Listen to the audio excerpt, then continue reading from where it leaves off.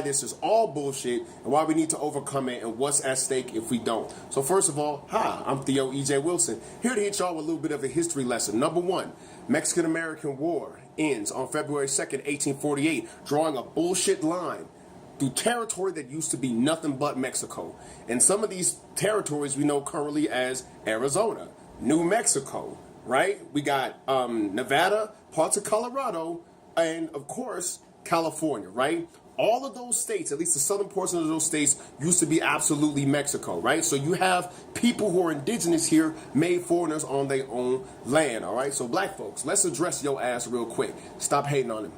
Stop it. You're just afraid because you've been second place all this time and now you're afraid to see what happens to you when you're third. That's legitimate fear. But attacking Mexicans and calling them foreigners means you're joining forces with the same shit that oppresses you. How does that work? Where they do that at, all right? I think that if you see Mexicans moving into your neighborhoods and shit like that, well, you need to learn from them and practice group economics and group commerce and move as a unit.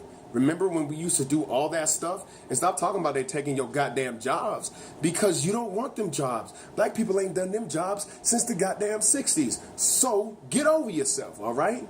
When you begin to other people who are indigenous to this land, you join forces with the colonizer. It's like this. I went to the Lakota Reservation in Gregory, South Dakota, and my silly ass was like, wow, look at all these Mexicans. Yeah, there's Mexicans everywhere. I can't wait till I see me some Indians. I was like, idiot. The difference between Mexicans and Native Americans is the difference between me and a Nigerian. It's an ethnic difference, but racially they are the same. So get right. Now, Mexicans, there's some shit I need you to understand about black people. Number one, we're not immigrants. We didn't come here looking for life, liberty, and the pursuit of happiness. We are captives. We are the children of captives. And so our karma is different. Like how we move in the world is different. Our approach to America is different, okay? And so we couldn't go back home because, as you notice, Africa's a little bit further than Mexico. You know what I'm saying? And if we went back home, they were under colonization. Who wants to leave America and go back to Africa and don't even speak the language, and you decrease your standard of living and have to deal with just another form of white supremacy? So we had to stay here and fight it out, okay? And if you see any animosity from black people, any racism from black people, that's fear. That's fear that a slave has, and God damn it, I don't want to go back.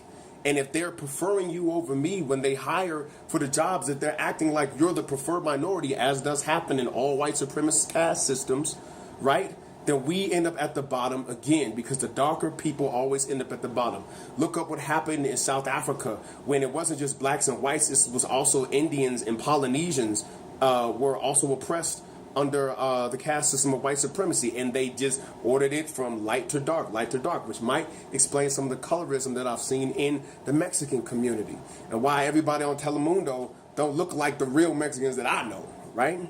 And so you have to understand something, Mexican folks. You've had our back for a long time. A lot of y'all don't even know the truth about how Mexico has a deep black history. Number one, Mexico beat America to the black president game by over 200 years.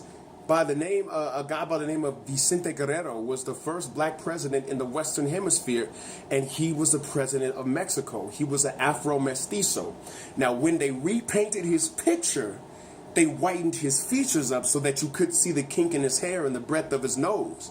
But all of his writings like, yeah, I'm a black man and slavery will be illegal. And then he issued an edict to the United States and said, any slave that can cross the Mexican border has automatically got his freedom. And Mexico held up their end of the bargain. The story of John Horse, the greatest slave revolt leader there ever was. So great they had to hide his name. John Horse fought the Seminole Wars down in Florida, won freedom for his fellow black Seminoles. They settled in Oklahoma. The American presidency changed, and then they made him an outlaw. So he had to escape, and the only place he could go was Mexico. So him and the black Seminoles left Oklahoma and made it to the Mexican border. And when the slave catchers tried to capture John Horse and the black Seminoles, the Mexican army killed him, shot him dead right there. John Horse became a general in the Mexican army and lived out the rest of his days because America betrayed black folks and Mexico had black people's back. Okay? Something else Mexicans y'all got to know. Look at this, man. They took more Africans to Mexico than they did to America. So then the question is, well, where the hell did they go? Well, Mexicans, go ahead and find yourself a mirror.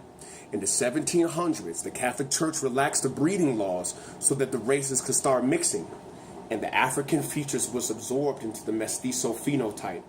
That's why George Lopez, when he got his DNA tested, came up 4% sub-Saharan African.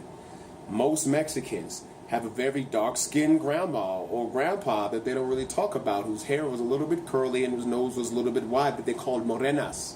And we're not morenas. That was sangre de Africa. You see what I'm saying?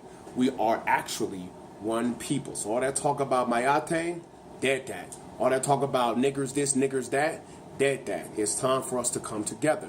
The reason why we've been pitted against each other is because in the American caste system, which has been white supremacist since 1492 until 1971, so it's not going to change the habit overnight. In that caste system, we get pitted against each other. And when we get pitted against each other, then we have these gang wars that's going on that end up becoming race wars. And of course, the prison industrial complex profits because Corrections Corporation of America just built the anti-immigration wing, and they snatching up my peoples left and right, right? And by my peoples, I'm calling Mexicans my peoples, right? These are my friends. My homeboy G got deported on some bullshit, right?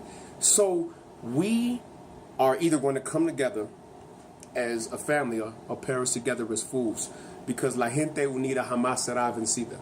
Till next time, I'm Theo E.J. Wilson.